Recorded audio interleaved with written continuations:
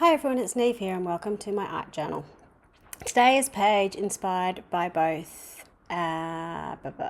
Lisa Oxley, Scrap Witch Lisa, and the lovely Claire Stead from Art Love Journal. So I'll put links to both of those ladies in the description box below. So this first part, the cut page, is inspired by Claire Stead, Art Love Journal, and it is something that she has been doing lots of recently, which is using this alphabet stencil from Dina Wakley to create positive cutouts. So usually when I do cut pages, I would cut out the letters and leave the rest of the page, but in this page I'm actually cutting out around the letters and leaving the letters on the page, which will create a framed effect, I suppose, so that you can see the quote and then you can see what's peeking out from behind it. So using bold letters like this is a really important part. If you didn't have a letter stencil like the one I've used, you can get lots of letter stencils from newsagents and craft shops, stencils, craft areas, or you could actually cut out a stencil using a Cricut or one of those electronic cutting machines, or print out a quote from your computer, use a font like Impact and use that as a bit of a guide. So what you could do is, if you were using the one from the computer, for example, print out your quote, stick it onto your page, and then just cut out all the excess. So you just leave the black words on the page. Now, one thing that you do need to be really careful with this though, and it's something that's a bit tricky to do with the computer, but if you're clever, I'm sure you can do it, is adjust the spacing so all the letters are touching. So you can see here I have actually joined up some of those letters so that they are touching. The other thing that I'm doing with this is I am creating a bit of a border around three edges so that my words are still connected to the page.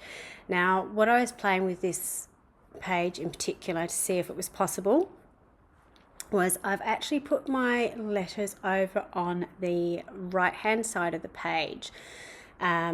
When I've done this previously, I've always attached it to the left-hand side of the page, so it's still attached to the gutter of the page, whereas this one, it's moved right over to the other side, so it's kind of floating there in midair, which I really love the effect, but this was me playing around with it to see if it worked. And you'll notice when I was, particularly with the word window, I actually started from the last letter and worked backwards. To make sure, one, that it fitted in, and two, that I've sort of had the spacing that I wanted to. When I was doing this, you'll notice I did the eyes first, obviously, and then I had the R underneath it, and I actually chose to rub that out, so I put either window because I knew I wouldn't fit all four words in if I put them one under the other. So playing around, you'll notice I had pencil out and I was rubbing it out. So play around with what works for you. The reason I chose Eyes of the Windows to the Soul is I had this printout from Michelle Grant. Again, I'll put her contact details in the description box below. Michelle Grant Designs. She has this gorgeous set of eyes that you can print out. Now, obviously, you could use eyes from a magazine if you want to do this. You could draw your own eyes. I'm in the process of practicing how to draw eyes, but they don't look quite as good as this one. So if you can print them out or use collage ones, that's a really great way to do it. I've also used some gesso to blend those eyes into the page. So I just want the eyes. I don't necessarily want the entire printable.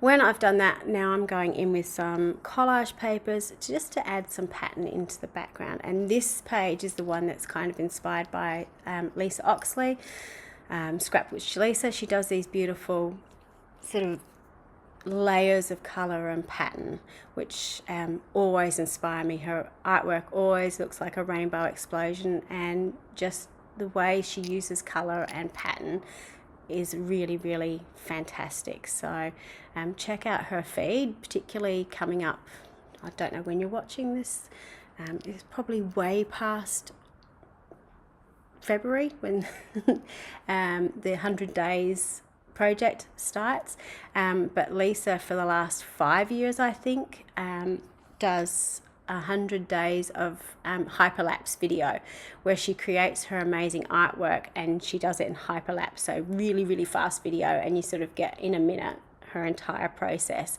which is really, really clever, and you get a sense of how she creates her artwork. She has a few videos on her YouTube channel where she actually slows it down a little bit, but most of her videos are actually quite fast. But you get a sense of how she creates. And this is somewhat how she does it. So lots of that ghosting of layers over the top, using lots of rainbowy colours, and using that sort of really stark black and white pattern. One of the things I really like about how she controls her colour, she is really, really great at using white space, which those of you who follow my channel know that I am not very good at that. So the way I tend to put white space back into these pieces is to actually get my gesso out and a brush on my finger and blend it in, so I've sort of got a little bit more control. Lisa's really good at using black as well in her artwork, so I'm doing that here by doing some stamped pattern work in the background. So I've obviously got those birds from the tissue paper in the foreground, or in the background, sorry, and now I'm adding some black in the foreground by using some stamps, and just background stamps. So I think I've got some from Natalie May, some random text stamps I've got hanging around here, there and everywhere, just to sort of flow into the background. I did want to use this pink pen as well, so to add in some mic making and dot pattern work in the background. So that's a thicker, I think it's a 7M Posca paint pen with the those leafy stamps down the bottom. They were a little bit dark on the page, so I wanted to go back and add a little bit of line work over the top. So again, I've just got my white paint pen and hit those with really, really scribbly lines over the top. With the white of the eye up the top, I've just added in a little bit of my Distress pencil over the top, and then I've got the Stabilo Oil pencil to just boost that black of the eyelashes. Now you'll notice I didn't really sort of refer to this in the original when I was doing it, but you would have noticed I did the cut page first. I knew I wanted to use the eyes on it, but I did the cut page first so I could then position the eyes so they were sort of a focal point on this framed piece. So they're quite high up on the page, but the reason for that is I had that gap next to eyes that you could see at least one of the eyes. You can still see the other eye kind of peeping through, but at least one of the eyes is sort of a focal window on this page, so that you know that, oh, there's something happening underneath this, and then that you can lift it up. For a change, usually when I do pages like this, I do black on my cut pages, whether I cut a black page or I paint it black, but I chose to use blue on this just because it was bright and cheerful, and I knew I was going to do sort of rainbowy colors in the background, so I didn't want it to be really, really dark. I've used the white on this page too, so that I can again pop that black and white contrast on the page. So as I said in previous ones, Lisa's really good at using white and white space on her pages, so I wanted to sort of pop that through as well. I decided I've got eyes the window, but I wanted to put to the soul on this page, so I originally went in with my Stabilo Oil pencil because I wanted to write it in cursive writing. I wanted it to be there, but I also wanted it to blend into this second page. So I practiced using my Stabilo All pencil first to get what I wanted on the page, and then I went over with my paint pens to make it permanent.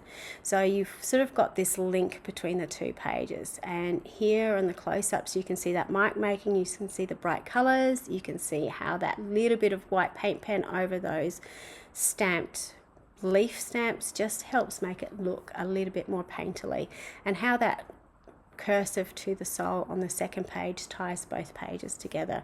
So I hope you have a go at doing this. I hope you check out the links in my description box below to these amazing women who have inspired me to create this page, and I hope you have a go at doing it. It is lots and lots of fun to do a cut page or a framed page. Until next time, bye for now.